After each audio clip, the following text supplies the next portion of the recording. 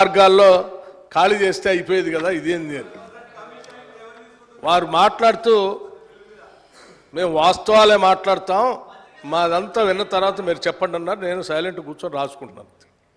ఏం చెప్పారు? లేచి ఎక్సైజ్ మంత్రి గారట లేచారట, వారు 7,000 కోట్ల ఆదాయాన్ని పెంచడానికి గల్లీ గల్లీ బెల్ట్ షాప్ పెడతాం, మేము పెంచుతామని వారు చెప్పారట. ఇప్పుడే కదా అందరు విన్నారు కదా అధ్యక్ష, ఆ మాట ఏమన్నా అన్నారా వారు?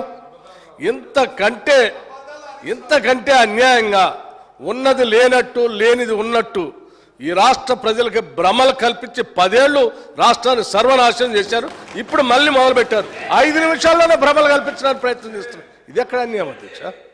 మీరు వాస్తవాలు జాగ్రత్తగా రాష్ట్ర ప్రయోజనాల కోసం క్రిటికల్ ఎనాలిటికల్గా మేము పెట్టిన బడ్జెట్ మీద ఇగో దీన్ని పెట్టారు, ఈ శాఖకి ఇది సరిపోలేదు, ఈ శాఖకి తగ్గించారు, ఈ శాఖ పెంచారు, దీనివల్ల యువతకు నష్టం అవుతుంది, దీనివల్ల 72,000 కోట్లు పెట్టడం వల్ల వ్యవసాయానికి నష్టం జరుగుతుంది, అంత పెట్టకుండా ఉండాల్సి ఉండే, మాలాగా ఏదో 15,000-20,000 కోట్లు పెడితే బాగుండేది, లేకపోతే హైదరాబాద్ నగరానికి 10,000 కోట్లు పెట్టారు, ఎందుకు పెట్టారు అనవసరం, దీన్ని గాలికి వదిలేస్తే మాలా కొద్ది వర్షం రాగానే మొత్తం మురుగునీళ్ళంతా రోడ్డు మీదకి వచ్చి ఇబ్బంది పడేవాళ్ళు, అట్లా చేయాలి. కానీ ఇదంతా ఏందని చెప్తే కొద్దిగా బాగుంది. ఇవన్నీ వదిలేసి ఏదేదో మాట్లాడుతున్నాను. నేను ఇప్పటికి కూడా చెప్తా ఉన్నాను, మీరు చెప్పేదాన్ని ప్రతిదాన్ని వింటా ఉన్నాం.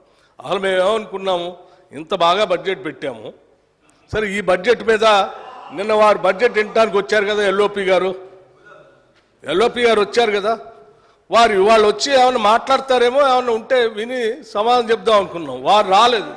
రాకపోగా వీరు మాత్రం వారు రాలేదు, బాధ్యత లేదని దీని ద్వారానే స్పష్టంగా అర్థమవుతుంది. వాళ్ళు ఏదో మాట్లాడరు కాబట్టి గుడ్డగాల్చి మీదేసి పోదామనంటే ఎట్లండి? ఇది కరెక్ట్ కాదు హరీష్ రావు గారు. మీరు పద్ధతిగా మాట్లాడినా మేము డెఫినెట్గా సమాధానం చెప్పడానికి సిద్ధంగా ఉన్నాడు. సో ఫైనల్గా బట్టి గారు కూడా డిస్ప్యూట్ చేయలే.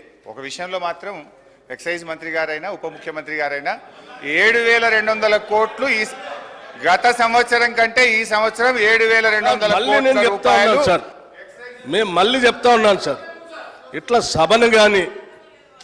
సభని తప్పుదోవ పట్టించడానికి కానీ ఈ రాష్ట్ర ప్రజల్ని తప్పుదోవ పట్టించడానికి కానీ ప్రయత్నం చేస్తే ఇది సరైన పద్ధతి కాదు అధ్యక్ష. నేను మళ్ళొకసారి వారికి విజ్ఞప్తి చేస్తూ ఉన్నాను. నేనటో ఒప్పుకున్నాను అటు వారు చెప్పిన దానికి. ఏ ఒప్పుకున్నాను అధ్యక్ష? మీ ముందే కదా మాట్లాడింది. అంటే ఇంతకంటే పచ్చిగా నేను అనకూడదు మరి అబద్ధం అని, ఇంతకంటే సత్యదూరమైనటువంటి మాటలు ఎంత భయంకరంగా ఇట్లే భ్రమలు కల్పిస్తే ఎట్లా? అది హౌస్లో నిమిషాల్లోనే, రోజులు కూడా కాదు, నిమిషంలోనే ఎంత భ్రమలు కల్పిస్తే ఎట్లా? సార్ ఇప్పుడు నేను ఏం తప్పు చెప్పలేదు అధ్యక్ష. పోయిన ఆర్థిక సంవత్సరం కంటే ఈ ఆర్థిక సంవత్సరం ఎక్సైజ్ మీద 7,200 కోట్ల రూపాయల ఆదాయం పెరుగుతుంది.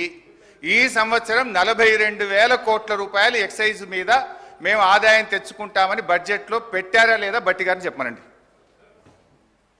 మళ్ళీ ఒకసారి చెప్తా మీకు లెక్కలన్నీ మీరు మాట్లాడేటప్పుడు. అయినా మీరు తొందరపడుతున్నారు కాబట్టి చెప్తున్నాను. ఇప్పుడే చెప్పండి, అప్పటిదాకా ఎందుకు?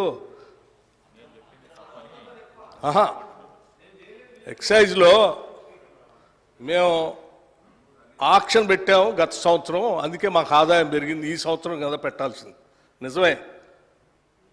మేము కూడా అనుకున్నాం ఈ సంవత్సరం కదా ఆక్షన్ పెట్టాల్సింది. మీరు ముందే ఎందుకు కూర్చారు అధ్యక్ష? ముందే ఎందుకు కూర్చాను? ఎందుకు కూర్చారు? మీరు ఈ సంవత్సరం పెట్టాల్సిన ఆక్షన్ ముందే ఎలక్షన్ కంటే ముందు ఎందుకు పెట్టుకున్నారు?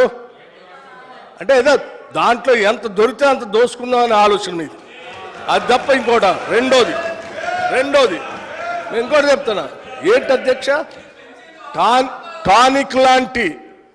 టానిక్ లాంటి షాప్స్, దుకాణాలు పెట్టి ఆక్షన్ ద్వారా స్పష్టంగా ప్రభుత్వానికి రావాల్సిన ఆదాయాన్ని ప్రభుత్వానికి రానియకుండా, సంబంధం లేకుండా అడ్డగోలుగా మీరు లైసెన్సులు ఇచ్చి టానిక్ లాంటివి పెట్టి ప్రభుత్వానికి రావాల్సిన ఆదాయాన్ని కొద్దిమంది కుటుంబాల చేతుల్లో బయటట్టు చేశారు.